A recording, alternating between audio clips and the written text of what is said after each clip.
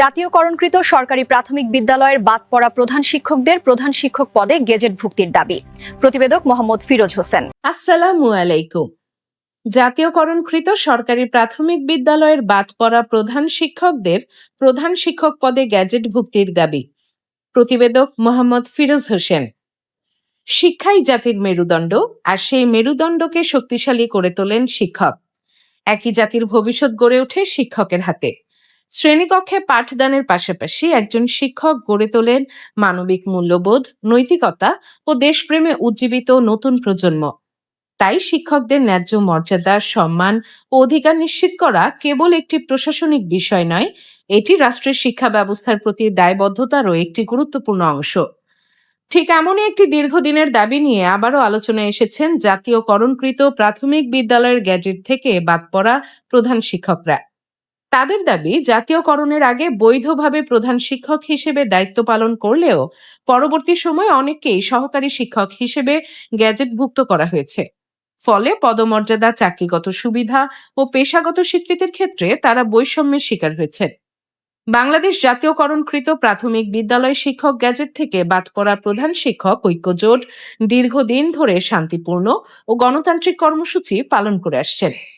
বিভিন্ন সময়ে মানববন্ধন, সংবাদ সম্মেলন, স্মারকলিপি প্রদান, মতবিনিময় সভা ও সংশ্লিষ্ট দপ্তরে আবেদন সহ নানা গণতান্ত্রিক কর্মসূচির মাধ্যমে তারা বিষয়টির সমাধান চেয়েছেন। তাদের মতে, শিক্ষকদের ন্যায্য মর্যাদা নিশ্চিত হলে প্রশাসনিক স্বচ্ছতা বাড়বে, দীর্ঘদিনের বঞ্চনার অবসান ঘটবে। একজন শিক্ষক শুধু পাঠ্য বইয়ের পাঠ দেন না, তিনি একটি জাতির ভবিষ্যৎ নির্মাণের কারিগর। সীমিত বেতন, অনিশ্চিত চাকরি, পারিবারিক দায়িত্ব ও নানা প্রতিকূলতার মধ্যেও অসংখ্য শিক্ষক বছরের পর বছর শ্রেণীকক্ষে দাঁড়িয়ে নতুন প্রজন্মকে গড়ে তুলেছেন। অনেকেই নিজের সন্তানের চাহিদা কমিয়ে শিক্ষার্থীদের ভবিষ্যৎ গড়ার কাজে নিবেদিত থেকেছেন। ঐক্যজোটের নেতাদের দাবি, এমন হাজারো শিক্ষক দীর্ঘদিন প্রধান শিক্ষক হিসেবে দায়িত্ব পালন করলেও আজও তারা তাদের প্রাপ্য পদমর্যাদার স্বীকৃতির অপেক্ষায়। তাদের বক্তব্য, এটি কেবল চাকরির পদ নয়, বরং দীর্ঘ কর্মজীবনের অবদান, অভিজ্ঞতা ও দায়িত্বের যথাযথ মূল্যায়নের প্রশ্ন। অন্যদিকে বিষয়টি বর্তমানে আইনগত ও প্রশাসনিক প্রক্রিয়ার সঙ্গেও সম্পৃক্ত। তাই চূড়ান্ত সিদ্ধান্ত সংশ্লিষ্ট কর্তৃপক্ষ ও আদালতের প্রক্রিয়ার ভিত্তিতেই নির্ধারিত হবে। সংশ্লিষ্ট শিক্ষকরা আশা করছেন, দীর্ঘদিনের এই জটিলতার একটি ন্যায়সঙ্গত ও টেকসই সমাধান হবে, যেখানে যোগ্যতা, পূর্বদায়িত্ব ও অবদানের যথাযথ স্বীকৃতি মিলবে।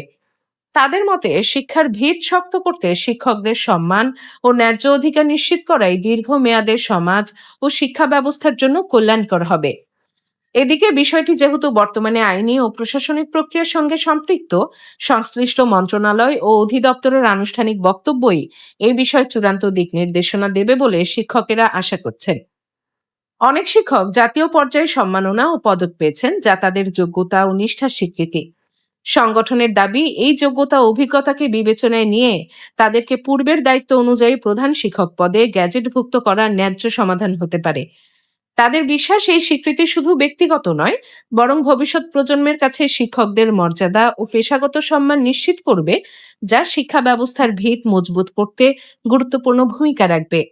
বাংলাদেশ নবজাতীয়করণকৃত প্রাথমিক শিক্ষক সমিতির সভাপতি কামাল উদ্দিনের নেতৃত্বে মানববন্ধন ও বিভিন্ন দপ্তরের মন্ত্রী আমলাদের সাথে একাধিকবার বৈঠক করেছেন বাদ পড়া প্রধান শিক্ষকদের প্রধান শিক্ষক পদে গ্যাজেটভুক্তকরণের প্রসঙ্গে। তিনি অক্লান্ত পরিশ্রম করে যাচ্ছেন তাদের এই আন্দোলন বাস্তবায়নের জন্য।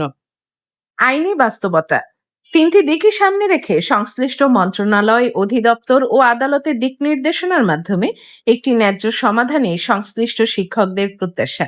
আমি ভয়েস বাই ডানা। এতক্ষণ দৈনিক সকালের দর্পণের সঙ্গে থাকার জন্য ধন্যবাদ। আবারও দেখা হবে নতুন খবর নিয়ে। ভালো থাকবেন।